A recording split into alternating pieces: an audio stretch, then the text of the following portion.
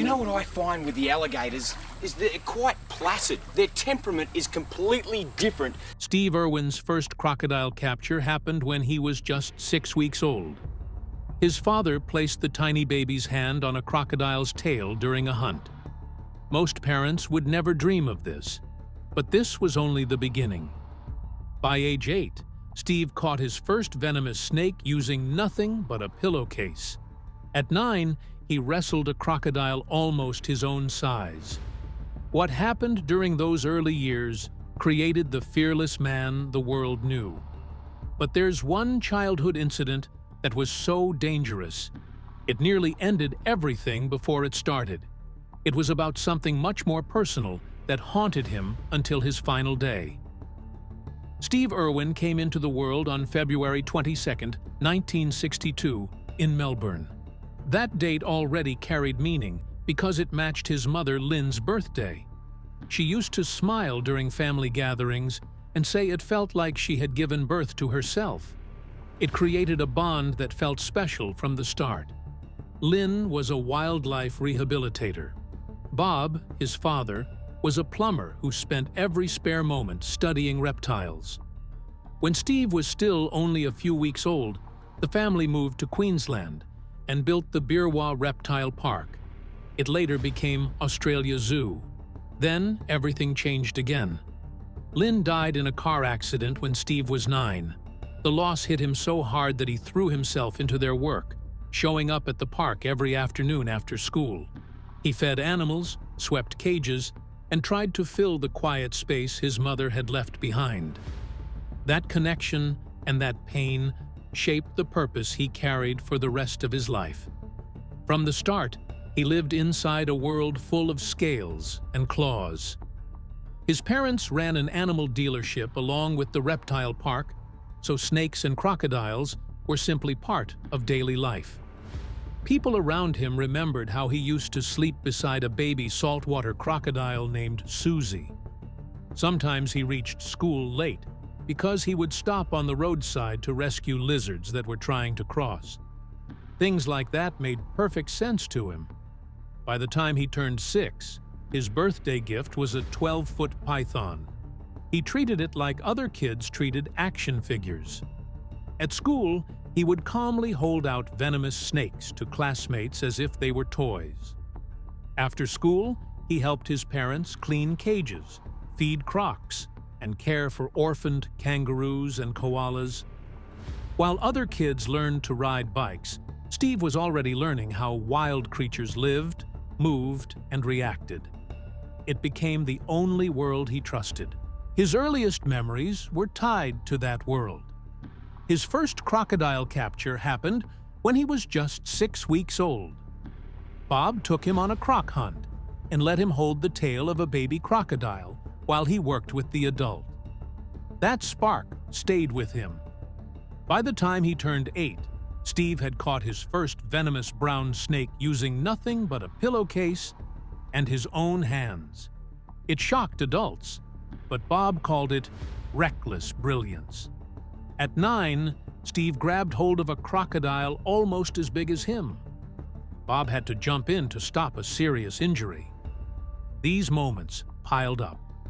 Soon, the bush felt like a second home. By his early teens, he had already relocated more than 100 crocodiles, each one caught with nothing but focus and instinct.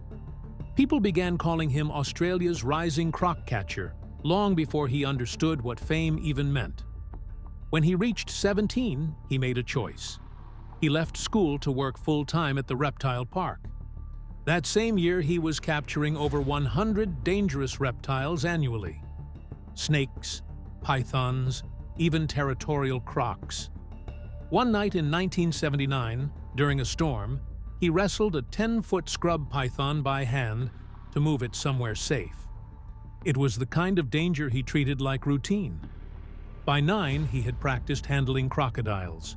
By 17, he was trusted to relocate some of the most dangerous wildlife in Queensland. He volunteered for the government's crocodile relocation program, dragging heavy gear through swamps and rivers while rain poured over him. It became his life. In 1980, he joined the Queensland government's Crocodile Management Unit. His work was simple, but terrifying.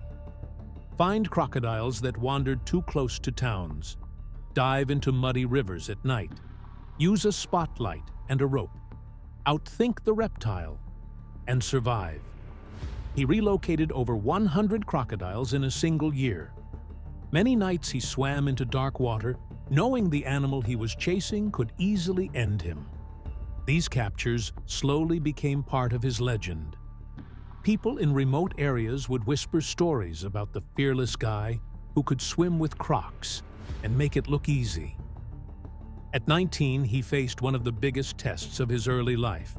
He went after a 9-foot saltwater crocodile on the Logan River. It pulled him underwater for almost 30 seconds. The river churned. People watching held their breath. But Steve surfaced with the croc restrained and ready for relocation. It was his first solo capture. The next day, he was promoted to senior trapper.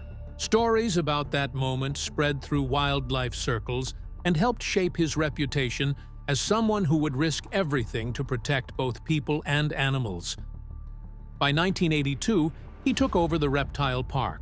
He could see what it might become. He wanted to expand it. That meant money he didn't have. So he convinced bank managers to give him loans.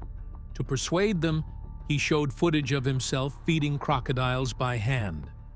The clips were raw and gripping. They didn't show fear. They showed trust between a man and a creature most people ran from. The banks agreed. With that money, he bought land, built new enclosures, and created spaces for visitors. The small family park slowly became Australia Zoo. It grew because Steve refused to stay small. Then came the moment that nearly changed his life forever. A 12-foot crocodile bit him on the thigh during a relocation. The wound needed 38 stitches. Most people would have taken weeks to recover. Steve returned the next day. He wrote in his logbook that it felt like a love bite. Colleagues shook their heads, amazed at how he joked through pain. It showed what he was made of. It also showed the risks he accepted as normal. Everything shifted again in October 1991 when Steve met Terry Raines. She was visiting from the United States. 2 days earlier, he had taken over management of the zoo. Their meeting happened in a muddy alligator enclosure. Their first real moment together involved a slippery 7-foot alligator, a lot of mud, and shared laughter. Terry later said she knew almost instantly. Something about Steve felt like pure energy. She called him an environmental Tarzan. He made dangerous animals feel like old friends. That early moment stayed with both of them. It felt wild and natural and comfortable all at the same time. They married in June 1992 in a small backyard ceremony at the zoo. Only 12 guests were there. A pet crocodile acted as the ring bearer. It slid the rings across the ground while everyone cheered. Steve wore a black suit. Terry wore lace and flowers. After the vows, they didn't take a honeymoon trip. Instead, they went straight to North Queensland on a crocodile rescue mission. Love and work blended into one path. That became their rhythm for life. Their honeymoon changed everything. Cameraman John Stainton filmed their crocodile trapping trip. They were trying to relocate Bubba, a 14-foot crocodile that had been threatening livestock. The footage captured fear, mud, adrenaline, and Steve shouting "crikey" as the crocodile lunged. When producers saw it, they knew it was something new. Test audiences reacted instantly. Animal Planet went from 200,000 subscribers to 7 million within a year. That footage became the first episode of The Crocodile Hunter and launched a global phenomenon. During the same trip, something frightening happened. A nesting female crocodile slashed Steve's arm open. Blood poured. Terry grabbed duct tape and wrapped the wound. Steve insisted on continuing the shoot. He worked another 10 hours that day. The moment made it into the pilot episode. It showed their fearlessness and their commitment. It also showed the trust between them. That scene has stayed one of the most unforgettable moments in wildlife television. It captured the heart of who Steve Irwin was. The crocodile hunter burst onto screens in 1996, and right from the first episode, people felt something electric. Steve Irwin stood only inches from a 15-foot Nile crocodile while talking about its jaw strength, calmly feeding it like he had known that animal his whole life.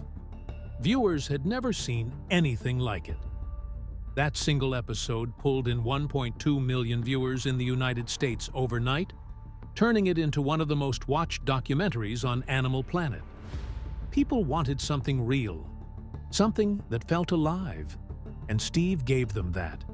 His fearless way of teaching, mixed with pure respect for every creature, sent the show across more than 130 countries within 1 year. It didn't feel like a show. It felt like stepping into the wild with someone who truly understood it. Then came 1997, and a moment that people still talk about. Steve dove headfirst into the mouth of a huge saltwater crocodile to pull out a hook that was stuck deep inside. The croc snapped and tore a 6-inch gash across his chest, leaving him bleeding and needing emergency surgery. Still, he returned to filming only days later. There were no safety crews stepping in. It was just Steve, the animal, and the camera. Millions watched it on television, shocked by the danger. Experts praised his bravery. Others worried about the ethics. Yet the moment changed wildlife TV by forcing new safety rules and clearer handling guidelines. Even then, Steve's passion never softened. He always pushed forward because he believed education saved animals. His famous crikey moment became legendary in 1998 during a shoot in Antarctica. A 2-ton elephant seal suddenly charged him, and Steve shouted "crikey" right before jumping out of the way.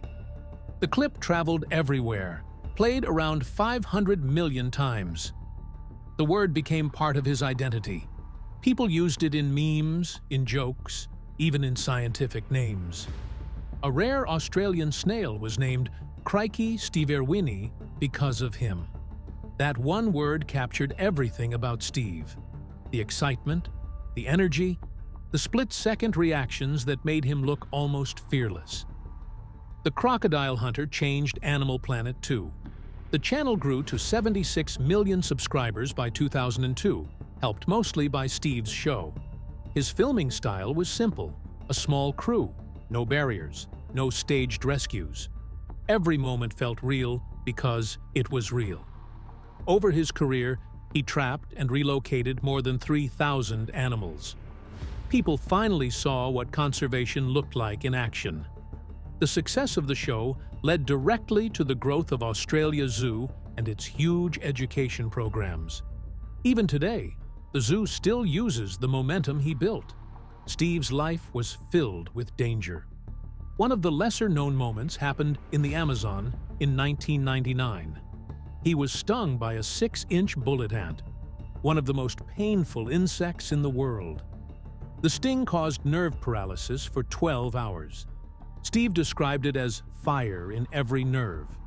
That phrase spread everywhere and taught people about the Schmidt Pain Index, where the bullet ant sits above a 4. The indigenous Satere Mawe tribe uses the sting as a rite of passage, and Steve took that pain while filming and refused to stop. He finished the episode to show the world the reality of the rainforest. Things didn't get easier in the years that followed. On July 5, 2001, at Australia Zoo, he was attacked by Tulekia, a 13-year-old female saltwater crocodile. Her bite hit with about 3,000 psi and ripped a 4-inch chunk of flesh from his leg. It exposed muscle and caused heavy bleeding. He needed 12 stitches and antibiotics, yet he went back to work soon after. This attack brought new safety rules to the zoo, banning kids and untrained people from entering crocodile enclosures. Steve calmly treated his own injury on camera. That calmness became part of his legend. His most terrifying crocodile fight happened in 1992 when a 16-foot saltwater crocodile caught him in a death roll. It dragged him underwater for 45 long seconds. His shoulder popped out, and the croc kept spinning. But Steve had learned a twist and lift technique from indigenous trackers, and it helped him control the head long enough to escape. Saltwater crocodiles can bite with up to 4,000 psi and can run faster than 10 miles an hour on land. Surviving that made people see just how prepared he was for the wild he loved. Even with deadly animals, he still had strange fears. In 2000, a crimson rosella bit through his earlobe during a bird show at Australia Zoo. The wound bled and took 2 weeks to heal. Parrots can crush hard nuts with their beaks, and their bites can cut deep. Steve joked that being bitten by a parrot was worse than any crocodile attack. Signs went up around the zoo after that, warning visitors not to touch the birds. It reminded everyone that even small animals can surprise the bravest people. In 2003, a cassowary attacked him. The bird weighed around 150 pounds and used its sharp claws to slice a 3-inch cut into Steve's calf. The claws can grow up to 5 inches and have caused human deaths before. Terry had to use a broom to push the bird away, while Steve held pressure on the wound. Cassowaries are fiercely territorial, and their attacks are sudden. That moment showed again that danger doesn't always come from crocodiles. Snakes were another part of his life. He had been bitten more than 20 times. One of the worst incidents came in 2004, when an inland taipan struck him. Its venom is strong enough to kill a grown person in half an hour. Steve lost his vision temporarily and treated himself with antivenom from his own kit so he could finish the shoot. He understood snakes deeply, yet every bite was serious. This one showed again how close he walked to danger for the sake of education. Not everything he did involved danger. Some moments changed science. In 1990, Steve spotted a strange turtle on the Burdekin River. He and his father captured a female and noticed its pale face and unusual size. Steve sent photos to John Cann, a turtle expert, who confirmed it was a new species. It was named Elsea irwini, or Irwin's turtle. Only around 4,000 to 5,000 remain in the wild. Its habitat sits mostly in the Burdekin and Bowen River systems. Because of pollution and habitat loss, the turtle became critically endangered. In 2022, eDNA technology helped scientists rediscover the turtle in new places. The rediscovery proved how modern DNA testing can save rare species that hide deep in dangerous rivers. His influence stretched beyond the zoo and the show. In 2000, Steve used his TV earnings to fund a $40 million expansion of Australia Zoo. The land grew from 70 acres to more than 990. The Crocoseum was built with 5,000 seats and became one of the biggest wildlife arenas in the world. The zoo added a wildlife hospital that treats more than 10,000 injured animals every year, including 10,000 koalas alone. The entire expansion was self-funded. No government money, just Steve and the success of his work. The hospital now has full surgical rooms and rehab spaces and is known worldwide for wildlife rescue. In 2003, he took his fight to the government. Northern Territory officials wanted to allow trophy crocodile hunting. Steve collected data and presented it to Prime Minister John Howard. He had personally relocated more than 20,000 crocodiles without any major incidents. His reports showed relocation was safer and more humane than killing. The government removed the hunting bill. Thousands of crocodiles were saved because of one man's research, fieldwork, and voice. He proved that conservation is not just about rescuing animals. It is also about protecting them on paper in laws, and in policies. Bindi Sue Irwin came into the world on July 24, 1998, in Buderim, and from the moment she could sit up, her life moved in a direction most kids never imagine. When she was just 10 months old, Steve gently guided her tiny hand toward a carpet python during a zoo tour. Cameras captured the moment, and soon it was everywhere. People argued about it. Some experts called it reckless and wondered how a baby could ever be safe around a snake. But Steve kept repeating that he wanted his daughter to grow up fearless and respectful of wildlife. As the world talked, Bindi kept learning. By the time she turned 3, she was already on her father's shows, holding lizards and smiling through the moments that made other kids cry.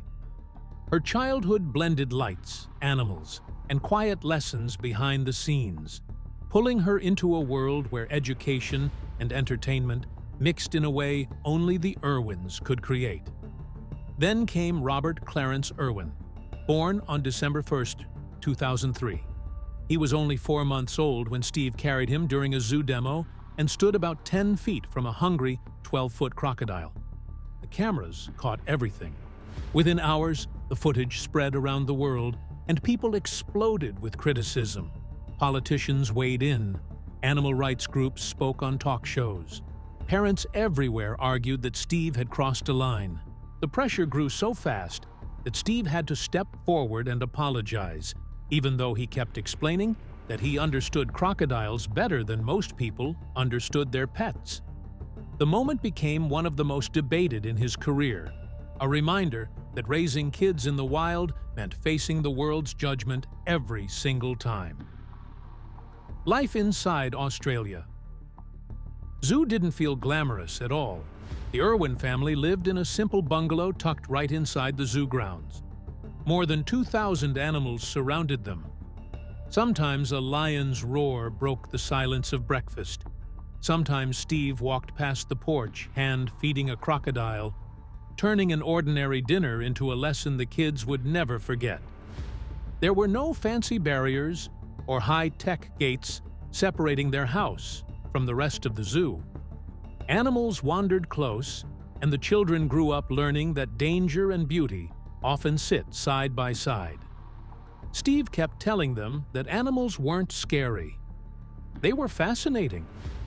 Visitors saw the kids running near enclosures, always curious, always learning. That simple bungalow shaped their world, giving them a life most people only see on TV. Homeschooling in the Irwin family didn't happen with textbooks alone. Steve and Terry believed in real experiences, even the uncomfortable ones. In 2005, Terry explained that they once used a roadkill kangaroo for a biology lesson. Bindi and Robert stood beside their parents and learned about anatomy by seeing it up close. For most families, it would have been shocking. For the Irwins, it was another chance to understand wildlife in a way books could never offer. Some lessons were planned. Many were spontaneous. A dead lizard outside the house might become a science discussion. A sudden discovery on the zoo path might turn into an afternoon study session. Their approach made the kids far more knowledgeable than most adults, building a deep respect for wildlife that shaped everything they did. But even with all their experience, the danger was always real. In 2002, a pet python escaped and somehow made its way into 4-year-old Bindi's crib. It stayed there for hours without anyone noticing. When the family found it, the shock rippled through them. They knew snakes well, but the idea that it had been inches from their sleeping daughter was terrifying. Steve immediately started installing motion sensors, cameras, and tracking points throughout the house. He didn't want to take any more chances. News outlets heard the story and ran with it, calling it a narrow escape and a reminder of how unpredictable the wild could be, even for experts. Still, the Irwins didn't back away from their lifestyle. They tightened safety and carried on, believing that the lessons were worth the risks. On January 26, 2004, During an Australia Day celebration attended by Queen Elizabeth II, Steve stepped on stage and wrestled a 4.5-meter saltwater crocodile as part of a conservation stunt.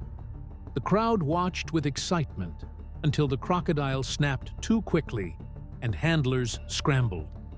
Panic spread, and the moment traveled across the world in headlines. Steve apologized soon after and admitted he had been reckless. Yet the next day, zoo attendance jumped by 40%. People lined up just to see the man who dared to face a croc in front of the Queen. That moment pushed Steve's fame higher and showed how controversy could turn into attention that helped his message reach even more people. A year earlier, in September 2003, Steve was filming near Mexico when news broke that 2 divers had disappeared. Without a second thought, he stopped everything and launched his boat for a search. 27 hours passed. The waters were rough. Everyone was exhausted.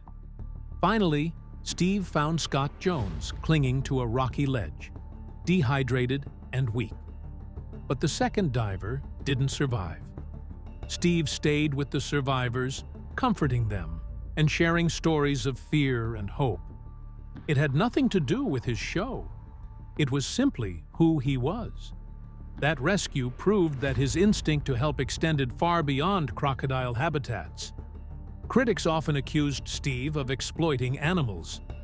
In 2001, those complaints grew louder. Instead of fighting back with words, Steve took action.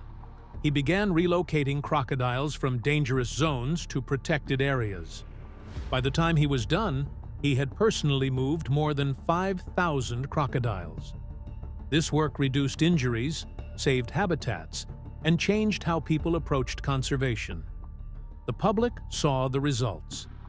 That same year, his show won an Emmy for its educational value. It was proof that entertainment could spark real change. In 1999, Siegfried and Roy warned Steve that big cats were unpredictable. Tigers could flip from calm to violent in a heartbeat. Steve nodded, but deep inside he trusted his own bond with animals. A year later, during a live show in Las Vegas, a 400-pound Bengal tiger attacked him.